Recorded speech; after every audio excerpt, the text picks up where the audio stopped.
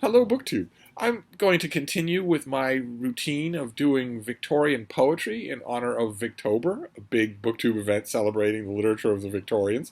It was a routine that I fell into almost accidentally because I recently found this big Penguin volume of Victorian verse and thought I'd read a poem, and a lot of you liked it, so I've been reading a poem every day. I had a bit of distraction recently here at Hyde Cottage that stopped me from doing anything regular. I'm hoping that things can go back to normal now. And the poem that I have to read you today is full of grief and woe for a beautiful Monday morning, beautiful hot summer Monday morning. This is by Philip Bourke Marston, who was born in 1850 and died in 1887, and in that entire time, virtually never had a happy day. There was virtually nothing.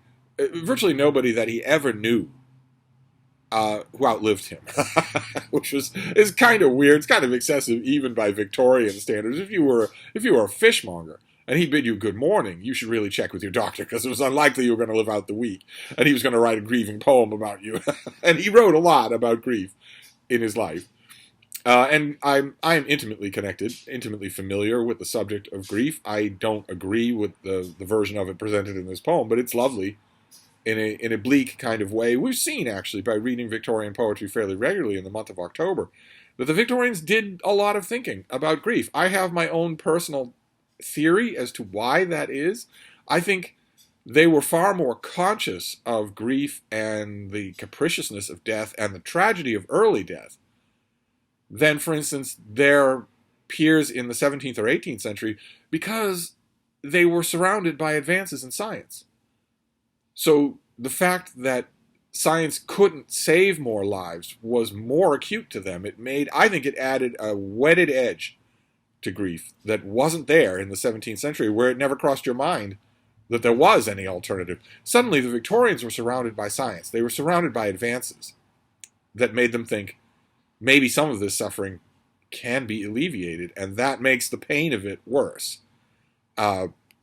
So I thought we'd go through with that. We'll read a little pain and agony for this sunny Monday. This is his poem, Grief's Aspects. Grief does not come alike to all, I know. To some, grief cometh like an armed man, crying, Arise, and strive with me who can. And some are brought to heavenly peace through woe, and watch a new life from the old life grow. And some there are who strive beneath the ban, and, having struggled hotly for a span, tread on the fallen body of their foe. My grief has taken hold of me, and led my feet to lands of any spring unknown. There he has bound me in strong chains, and said, Behold, we are forevermore alone. Drink from my hand thy wine, and eat my bread. At last I have thee solely for my own. That is the poem of someone who has considered carefully and considers that his life is mostly grief. Which maybe was true in this poet's case, but that is poor grieving, to give in to it.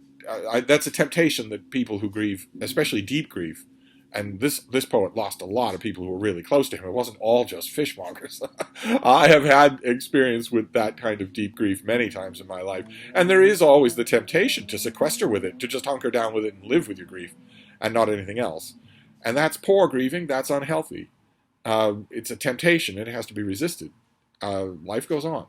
I know it's a trite cliche, and when you are in deep grief, it feels almost like a betrayal of the lost one for life to go on. I know that feeling very well. But I think the rhyme scheme in this thing is lovely. But I promise, I know I've promised this before, but the Victorians make it kind of difficult. I promise that tomorrow's poem will be pleasant. So I'm gonna wrap this up for now, but I'll be back. Thank you, BookTube.